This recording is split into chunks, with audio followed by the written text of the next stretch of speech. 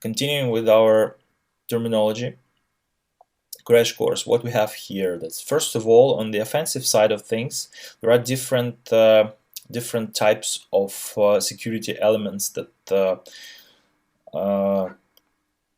comprise security postures, right? So let's say we have an application, an online banking application, for example. That's a very simple and well understood example. Okay, so for that we have different threats.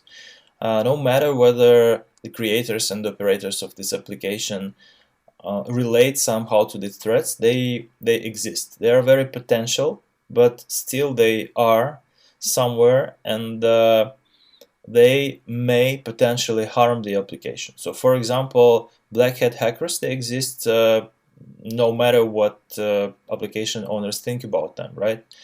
And the guys who choose to attack this application, they become threat agents. Okay, so they imply this threat upon the object, upon the application. In order to do that efficiently, they have to find vulnerability.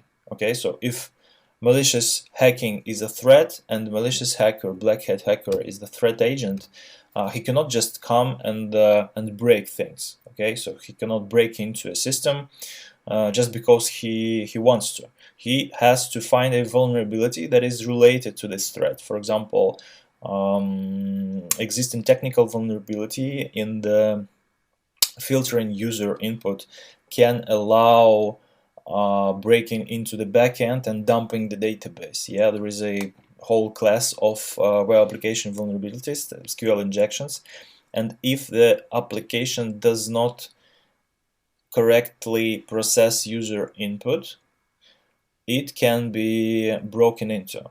Okay, so in this situation, this vulnerability is exploited by the threat agent.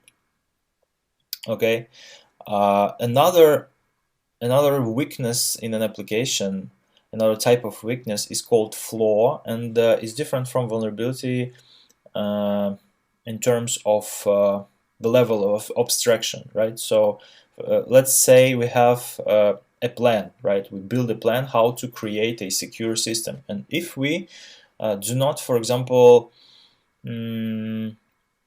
provide an authentication mechanism for a system that does contain sensitive information, confidential or private information, we introduce a flaw.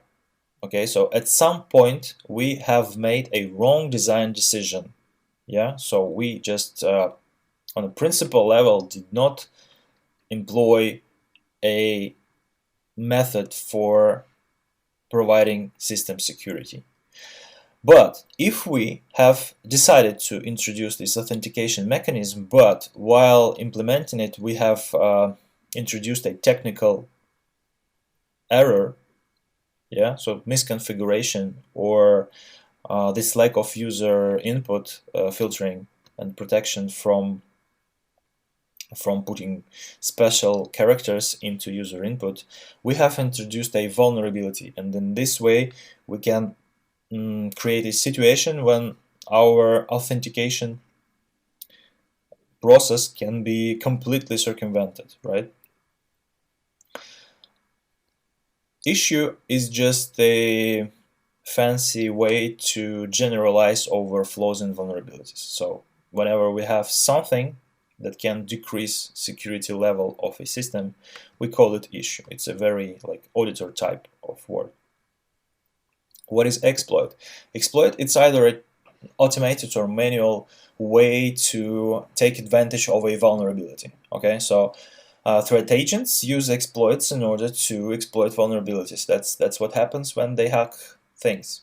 Okay, so say you are an ethical hacker and you have permission from the system owner to find vulnerabilities and then validate them and then exploit them.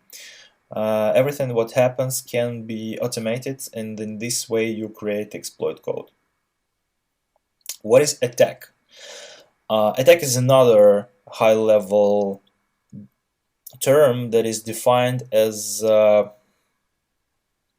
threats basically becoming actual to the target through exploiting a vulnerability. Let's put it like that. So attack is an act, right, of threats actualizing for the system in forms of exploits, taking advantages of vulnerabilities. So in order to attack, for attack to happen, we have to have a threat. We have to have a threat agent if this attack is intentional, right? We have to have a vulnerability in the system that is related to this threat, and we have to to either use or not the exploit, because we can automate it, or we can do things manually, which is deemed more professional hacking community. Okay, so what is the risk? The risk is a product of two values. Yeah, so risk is a combined value of probability and impact. We take probability in terms of like actual mathematical probability. That's the value from 0 to 1, which is never 0 or 1, right? And we multiply it with the impact that an actual attack can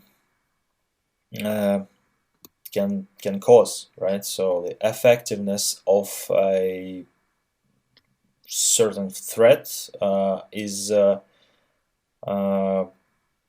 measured in this risk value, which is a product of probability and impact. This is essential in order to understand how we further act in order to make our stuff more secure, which we will discuss shortly. Okay, so incident is actually bad things happening to us. So when attack happens or when anything goes wrong in terms of security, we have an incident. So incident is normally indicated by the number, the series of security events, like someone is trying to brute force into the system. We see that in the logs, multiple attempts, multiple failed attempts to authenticate to the system, and then suddenly this all stops, right? And we have from the same source with the same user agent, for example, in the browser, we have a successful login attempt, which is a clear indication of security incident happening right now. Then we have positive things that affect the security posture, right? We have countermeasures or controls, which can be of three basic types. They can be either physical or logical or organizational. Yeah, so these physical or logical, also known as technical, and organizational controls, they are aimed at lowering the risk. Okay, so they do either decrease the probability of incident happening, or they limit the impact, or they do both to some extent. Okay, so the countermeasure or control is a way to limit the risk, to lower the risk. There are also either things you can do with risk. You can, for example, you can transfer the risk, right? You can just redirect all the losses to your insurance company if they will to sell you a product. Or you can just avoid the risk. For example, patching or applying security update to a technical vulnerability basically lets you remove the risk altogether. There are certainly some other vulnerabilities, but the risk associated with this very vulnerability is removed.